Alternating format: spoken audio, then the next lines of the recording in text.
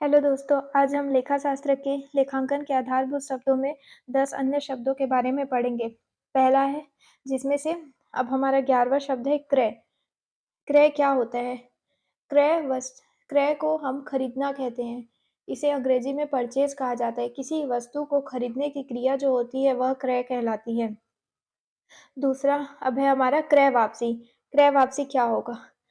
जब हम कोई वस्तु को खरीदते हैं लेकिन किसी कारणवश वह खराब निकल जाती है या उसकी अब हमें उपयोग नहीं है या कुछ डिफेक्ट होता है, किसी भी कारण से अगर हम उस वस्तु को वापस करते हैं, तो वह हमारी क्रय वापसी कहलाती है। व्यापार में इस घटना को क्रय वापसी कहते हैं। किसी वस्तु को खरीदकर उसे वापस करना, पूर्ण रूप से या उसके कुछ अंश को वापस करना, क्रय वापसी कहलाते हैं।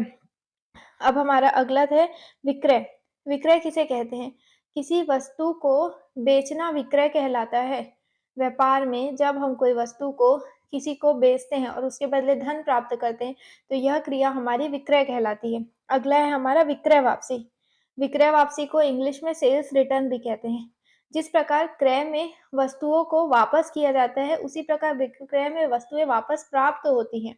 जैसे हमने किसी को कोई वस्तु का विक्रय किया, मान लो वह वस्तु खराब निकली या वजन में कम निकली या किसी और प्रकार का डिफेक्ट हुआ, तो वह क्रेता जब हमें वस्तुओं को वापस करता है, तो वह हमारी विक्रय वापसी कहलाती है।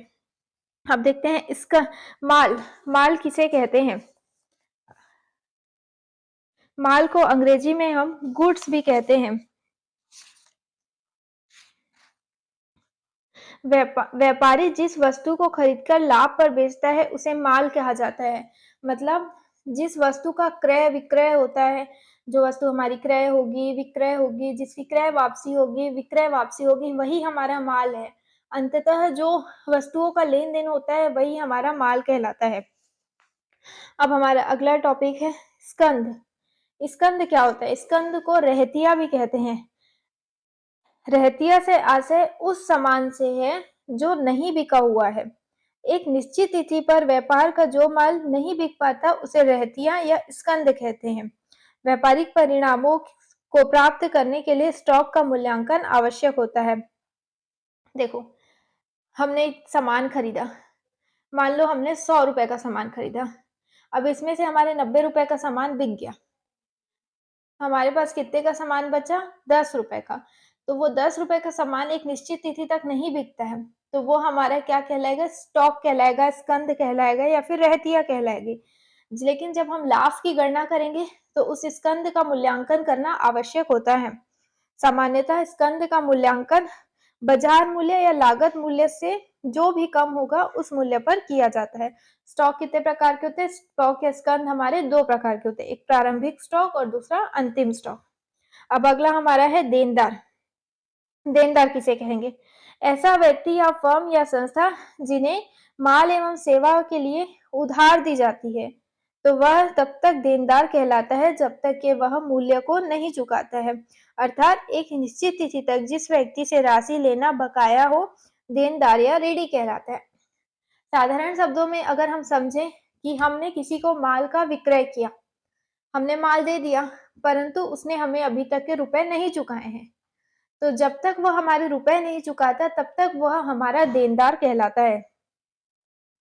देनदार कहलाता है। इस प्रकार आप देनदार को भी समझ गए। अब अगला है हमारा लेनदार। सॉरी, ये लेनदार। लेनदार किसे कहेंगे? लेनदार देनदार का जस्ट अपोजिट। ऐसा व्यक्ति, फर्म या संस्था जिसे माल, सेवा, नगद राशि उधार ली गई है, लेनदार कहलाता है। देखो, हम किसी से देनदार के समय हमने विक्रय किया था, परंतु लेनदार के समय हम क्या करेंगे? क्रय करेंगे। हम किसी वस्तु का क्रय करते हैं और सामने वाले को हमने अभी तक रुपए नहीं चुकाए हैं, तो जिस अवधि तक हम उसको रुपए नहीं चुकाते हैं, उस अवधि तक हम उसके लिए लेनदार रहेंगे। और लेनदार का भुगतान किसके द्वारा किया जाता है? व्यवसाय के द्वारा किया जाता है। देखो, जब व्यापार में देनदार अधिक होते हैं तो व्यापार रहता है उच्च कोटि का। जब व्यापार में देनदार की स्थिति व्यवसाय में रहती है तो व्यापार उच्च कोटि का रहता है। इसे उत्तमण भी कहते हैं। सॉरी, जब व्यापार में देनदार अधिक होंगे तो हमारा व्यापार उच्च कोटि का होगा, क्योंकि वो हमें देने वाले हैं, हमारे पास रुपए आने वाले हैं। परंतु यदि व्यापार में लेनदार अधिक होते हैं कि हमें पैसे चुकाना है, तो हमारा व्यापार अधम या नीची कोटि का व्यापार कहलाता है। अब अगला है हमारा देय विपत्र। देय विपत्र वह विपत्र होता है जिसकी राशि हमको भुगतान करनी होती है। जिस विपत्र की राशि हमको चुकाना होता है वह हमारा देय विपत्र कहलाता है।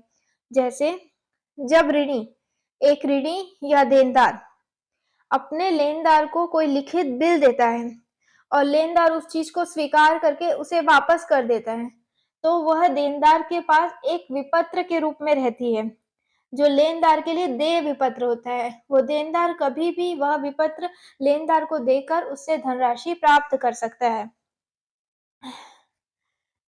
सीधे शब्दों में मान लो राम देनदार है।